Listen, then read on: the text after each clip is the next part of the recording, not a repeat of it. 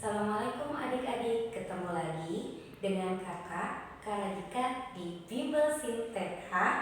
Nah, sekarang kakak akan membahas kimia kelas 11 dengan materi sistem koloid. Nah, kalau misalkan kalian lihat gitu ya, sistem koloid. Kata koloid adalah mungkin jarang kalian dengar. Di sini kakak akan kasih tahu apa itu definisi dari koloid. Koloid adalah bentuk campuran yang keadaannya terletak antara larutan dengan suspensi. Nih, kalau kita lihat, ini ada larutan, ini ada suspensi. Letak koloid itu di antaranya, seperti itu.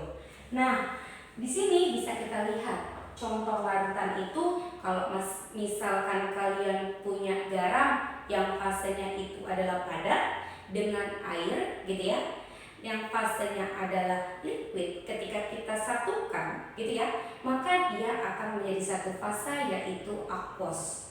Sedangkan suspensi, contohnya misalkan kita punya tepung yang fasenya itu padat dan air yang liquid, kita campurkan, maka kita tidak akan menemukan campuran yang homogen, yaitu adalah heterogen. Kenapa heterogen? Karena terjadi dua fase gitu ya, ada yang atas, ada yang bawah. Nah, selanjutnya kita ke koloid nih, hal yang kita ingin pelajari hari ini. Kalau misalkan koloid gitu, contohnya adalah susu. Nah, yang setiap hari kalian temui, jadi susu itu bukan larutan dan bukan suspensi, melainkan dia itu adalah koloid. Nah, di sini secara makro dia itu bentuknya homogen si susu itu, tetapi secara mikro dengan mikroskop ultra ternyata dia adalah heterogen gitu ya. Jadi kalau misalkan tidak percaya, kalau susu didiamkan, lama-lama dia akan membentuk dua fase gitu kan, dia akan misah. Nah, itulah yang disebut dengan koloid. Jadi koloid seperti itu. Nah, kalau misalkan dilihat, ditinjau dari ukuran partikelnya, ukuran partikel larutan itu 1 nanometer. Sedangkan kalau misalkan koloid itu antara 1 sampai 100 nanometer. Sedangkan suspensi lebih besar daripada 100 nanometer. Untuk fasenya, pastinya larutan 1 fase, koloid 2 fase, dan suspensi 2 fase. Nah, kalau misalkan larutan itu dia stabil, kalau misalkan koloid pada umumnya dia stabil, kalau misalkan suspensi dia tidak stabil. Kalau misalkan kita nih mau nyaring gitu ya, nah kalau misalkan larutan itu tidak dapat disaring dengan penyaring gitu. Tapi kalau misalkan koloid, nah dia tidak dapat disaring dengan kertas saring biasa gitu. Dia harus dengan penyaring ultra, barulah koloid dapat disaring. Kalau misalkan suspensi itu dia dapat disaring, ya jelas karena partikelnya juga besar gitu. Nah, setelah tahu nih kenalan sama koloid, kita masuk lebih dalam ke koloid. Itu ada yang namanya fase terdispersi dan medium pendispersi. Kalau misalkan ibaratkan larutan gitu ya, ada zat terlarut sama pelarut. Jadi kalau fase terdispersi itu sama kayak zat terlarut. Nah, zat yang didispersikan. Kalau medium pendispersi, medium yang digunakan mendispersikan zatnya. Nah, terkait itu kamu juga harus tahu jenis-jenis koloid gitu.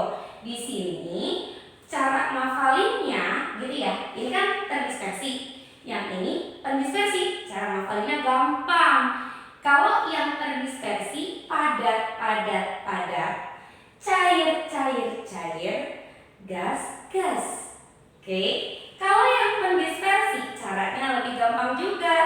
Ingat aja polanya. Gas cair padat, cair, padat. Nah, di sini bisa dilihat jenis-jenisnya. Padat gas aerosol, contohnya asap. Padat cair, contohnya ada sol. Nih tinta ya, jenisnya sol dia tinta. Padat namanya adalah sol padat. Dia adalah gelas berwarna. Kalau cair gas itu adalah aerosol, dia contohnya kabut. Kalau cair dia merupakan emulsi, contohnya susu yang tadi kita sering sebut. Cair padat, emulsi padat, contohnya jelly. Gas cair itu buih, contohnya buih sabun. Sedangkan gas padat itu adalah buih padat, contohnya adalah styrofoam atau karet busa.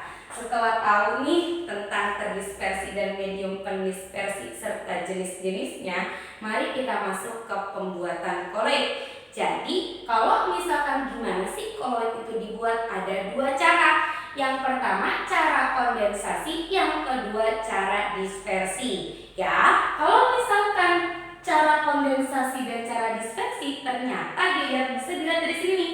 Koloid kan di tengah-tengah tuh. Kalau misalkan mengubah larutan menjadi koloid, itu adalah definisi dari cara kondensasi. Dari larutan diubah ke koloid. Tapi kalau misalkan dari suspensi, dia kan partikel besar tuh, ya kan? Diubah ke partikel koloid, itu disebut dengan cara dispersi. Nah, ini ada nih cara-caranya, ada redox gitu kan, hidrolisis, dekomposisi rangkap, penggantian pelarut gitu kan. Nah, kalau dispersi ada mekanik, perpisasi, dan distributif. Nah, selanjutnya kita ke sifat koloid. Yang ini nih sering banget ya. Ini ada dalam kehidupan sehari-hari fenomenanya, tapi kamu harus tahu dia masuk ke dalam mana sih di sifat koloid. Kalau misalkan efek Tyndall gitu, nah dia adalah penghamburan cahaya oleh partikel koloid. Contohnya kalau misalkan kamu lagi nonton di bioskop gitu kan, pasti kan ada sorot lampu di belakang dari proyektor ke layar. Maka coba deh kamu tengok gitu kan, seharusnya kan cahaya itu lurus saja, tapi ternyata apa? Ada debu-debu gitu kan, yang membuat cahaya itu hambur gitu. Nah, selanjutnya ada gerak Brown. Gerak Brown adalah gerak yang memang dimiliki oleh koloid dan gerakannya itu zigzag. Sedangkan elektroforesis adalah kemampuan si koloid untuk ditarik oleh medan listrik karena koloid memiliki muatan. Kalau absorpsi adalah penyerapan partikel koloid.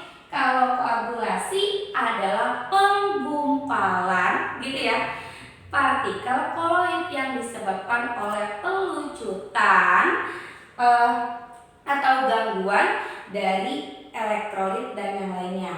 Nah, ternyata materi kakak udah selesai sampai sini ya. Untuk selanjutnya sampai ketemu dengan kakak, dan untuk latihan soalnya jangan lupa dilihat di web Simteta. Nah.